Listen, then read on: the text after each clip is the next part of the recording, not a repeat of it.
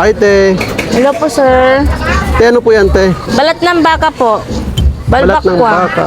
Libre tikim, sir. Wag lang ubusin, no? Masarap yan. Pampatibay na relasyon. Sige nga, te. Patiking natin. Sobrang lambot yan, sir.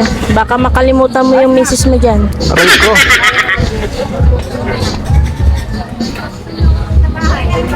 Palaman mo yung sibuyas, Yun, no? masarap. Yan ang dinadayo dito sa Quiapo. Lambot, no? Opo, may timpla na yan, sir. Magkano po yung serving, te? 50 lang po isang tab, sir. May ulam ka na, may pulutan ka pa. Ay, itong mga nakatab dito. Opo, 100 yung malaki, sir. 50 yung maliit.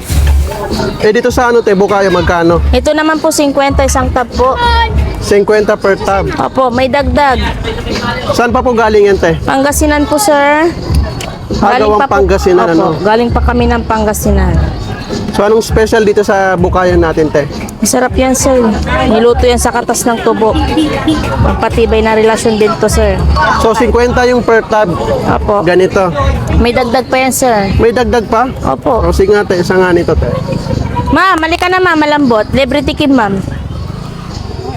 Opo, bukayo, ma'am. Wow, may libreng... May ulam ka na, may pulutan ka pa sa balbakwa. Ito, may ulam ka na, may pang dessert ka pa. Ano oras ka nagtitinda dito, te? Alas 4 ng madaling araw po, sir. Andito na ako. So, bumabiyahe ka pa from Pangasinan to Manila? Opo, sir.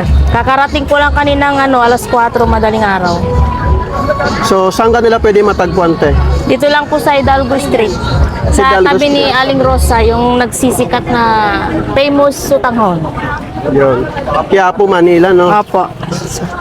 Yan, Quiapo tikman natin yung ano, bukayo ni ate, no? Fresh na Balbakwa, fresh balat from ng baka. Pangasinan. So, ito na po, guys, ang ating bukayo. Fresh na fresh to, guys. Galing pang Pangasinan. So, try natin, guys. Yun, no? Grabe, oh.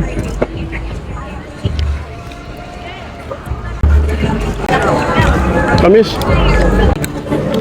Last bite.